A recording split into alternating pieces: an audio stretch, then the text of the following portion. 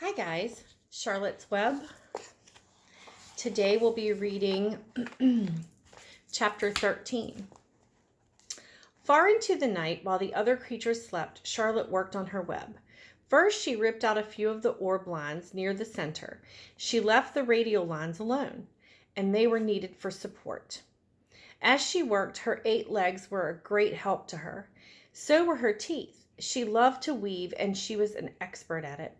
When she was finished ripping things out, her web looked something like this. So she pulled out the words that had been in here, and then she made cross sections. A spider can produce several kinds of thread. She uses a dry, tough thread for the foundation lines, and she uses a sticky thread for snare lines, the ones that catch and hold insects. Charlotte decided to use her dry thread for writing the new message. If I write the word terrific with sticky thread, she thought, every bug that comes along will get stuck in it and spoil the effect. Now let's see. The first letter is T. Charlotte climbed to the point of the top of the left-hand side of the web. Swinging her spinets into position, she attached her thread and then dropped down. As she dropped, her spinning tubes went into action and she let out thread. At the bottom, she attached the thread. This formed the upright part of the letter T.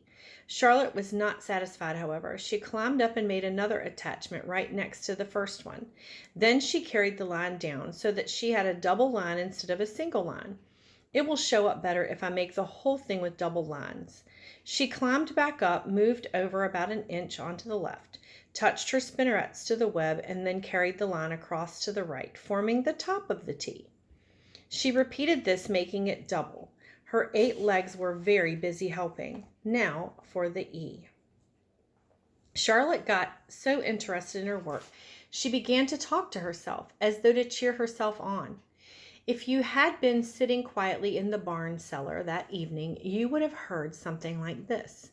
Now for the R. Up we go. Attach, descend, pay out line, whoa, attach, good, up you go, repeat, attach, descend, pay out line, whoa girl, steady now, attach, climb, attach, over to the right, pay out line, attach, now right and down and swing that loop around and around, now into the left, attach, climb, repeat, okay, easy, keep those lines together, now then, out and down for the leg of the R, pay out line, whoa, attach, ascend, repeat, good girl.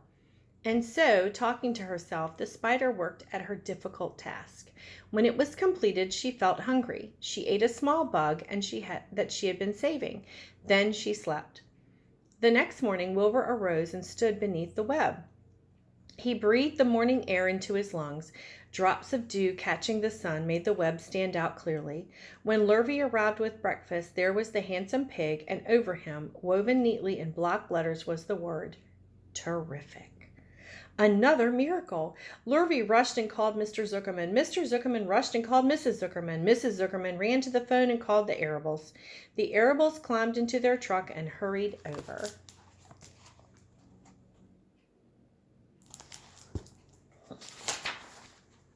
Everybody stood at the pig pen and stared at the web and read the word over and over, while Wilbur, who really felt terrific, stood quietly, swelling out his chest and swinging his snout from side to side.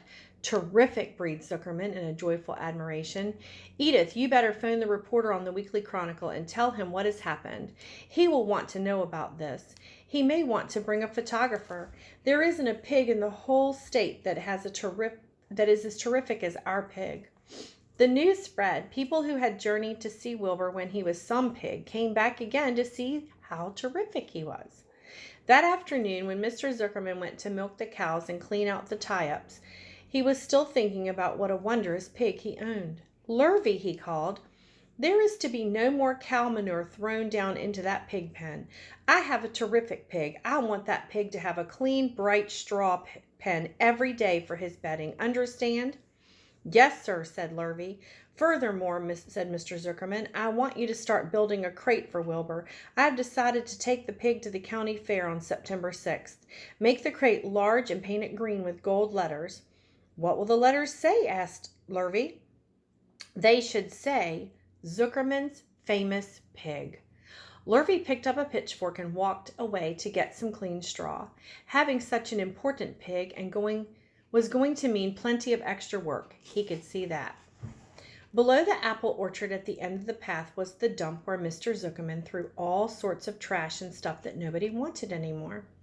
Here, in a small clearing hidden by young alders and wild raspberry bushes, was an astonishing pile of old bottles and empty tin cans and dirty rags and bits of metal and broken bottles and broken hinges and broken springs and dead batteries and last month's magazines and old discarded dish mops and tattered overalls and rusty spikes and leaky pails and forgotten stoppers and useless junk of all kinds, including a wrong-size crank for a broken ice cream freezer.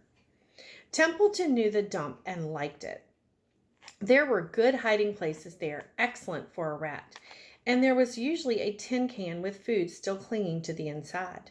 Templeton was down there now, rummaging around. When he returned to the barn, he carried in his mouth an advertisement he had torn from the crumpled magazine. "How's this?" he asked, showing the ad to Charlotte. "It says Crunchy. Crunchy would be a good word to write in your web." "Just the wrong idea," replied Charlotte. "Couldn't be worse. We don't want Zuckerman to think Wilbur is crunchy. He might start thinking about crisp, crunchy bacon and tasty ham. That would put ideas in his head. We must advertise Wilbur's noble qualities, not his tastiness. Go get another word, please, Templeton." The rat looked disgusted, but he sneaked away to the dump and was back in a while with a strip of cotton cloth. "How's this?" he asked. "It's a label off an old shirt." Charlotte examined the label. It said, "Pre-shrunk." "I'm sorry, Templeton," she said, "but pre-shrunk is out of the question. We want Zuckerman to think of Wilbur nicely filled out, not shrunk up. I'll have to ask you to try again." "What do you think I am, a messenger boy?" grumbled the rat. "I'm not going to spend all my time chasing down to the dump after advertising material." "Just once more, please," said Charlotte. "I'll tell you what I'll do," said Templeton. "I know where there's a package of soap flakes in the woodshed. It has writing on it. I'll bring you a piece of the package." He climbed the rope that hung on the wall and disappeared through the hole in the ceiling. When he came back, he had a strip of blue and white cardboard in his teeth. "There, how's that?" Charlotte read the words, "With new radiant action." "What does it mean?" asked Charlotte, who had never used any soap flakes in her life. "How should I know?" said Templeton. "You asked for words and I brought them. I suppose the next thing you'll want is for me to fetch a dictionary." Together they studied the soap ad. "With new radiant action," repeated Charlotte slowly. "Wilbur!" she called. Wilbur, who was asleep in the straw, jumped up. "Run around," commanded Charlotte. "I want to see you in action, to see if you are radiant." Wilbur raced to the end of the yard, now back again. "Faster," said Charlotte. Wilbur galloped back. His skin shone. His tail had a fine, tight curl in it. "Jump into the air," cried Charlotte. Wilbur jumped as high as he could. "Keep your knees straight and touch the ground with your ears," called Charlotte. Isn't he cute? Wilbur obeyed. "Do a backflip with half twist in it," cried Charlotte. Wilbur went over backwards, writhing and twisting as he went. "Okay, Wilbur," said Charlotte. "You can go back to sleep." "Okay, Templeton, the soap will do, I guess.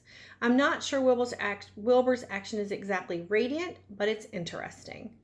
"Actually," said Wilbur, "I feel radiant." "Do you?" said Charlotte, looking at him with affection. "Well, you're a good little pig, and radiant it shall be. I'm in this thing pretty deep now. I might as well go the limit." Tired from his romp, Wilbur lay down in the clean straw.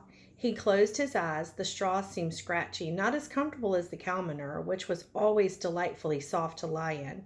So he pushed the straw to one side and stretched out in the manure. Wilbur sighed. It had been a busy day, his first day of being terrific. Dozens of people had visited his yard during the afternoon, and he had had to stand and pose looking terrific as he could. Now he was tired. Fern had arrived and seated herself quietly on her stool in the corner. "Tell me a story, Charlotte," said Wilbur as he lay waiting to sleep. "Tell me a story." So Charlotte, although she too was tired, did what Wilbur wanted.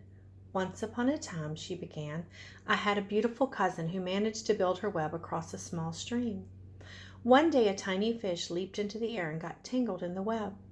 My cousin was very much surprised, of course. The fish was thrashing wildly. My cousin hardly dared tackle it. But she did. She swooped down and threw great masses of wrapping material around the fish and fought bravely to capture it. Did she succeed? Asked Wilbur. It was a never-to-be-forgotten battle, said Charlotte. There was this fish, caught only by one fin, and its tail wildly thrashing and shining in the sun. There was the web, sagging dangerously under the weight of the fish. How much did the fish weigh? Asked Wilbur. I don't know, said Charlotte. There was my cousin, slipping in, dodging out, beaten mercilessly over the head by the wildly thrashing fish, dancing in and dancing out, throwing her threads and fighting hard. First she threw a left around the tail. The fish lashed back.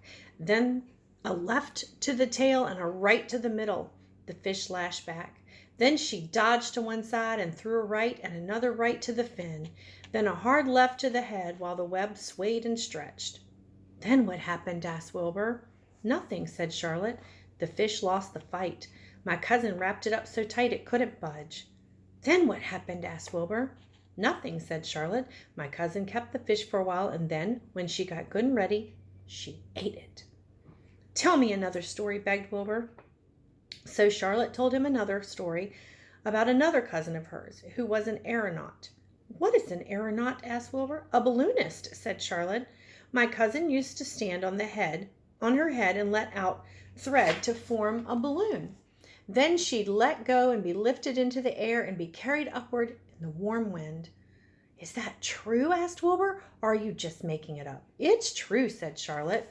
I have some very remarkable cousins. And now, Wilbur, it's time you went to sleep. Sing something, begged Wilbur, closing his eyes. So Charlotte sang a lullaby while crickets chirped in the grass and the barn grew dark. This was the song she sang. Sleep, sleep, my love, my only, deep, deep in the dung and the dark. Be not afraid and be not lonely. This is the hour when frogs and thrushes praise the world from woods to rushes. Rest from care, my one and only, deep in the dung and the dark. But Wilbur was already asleep when the song ended. Fern got up and went home. I hope you enjoyed this chapter. See you later.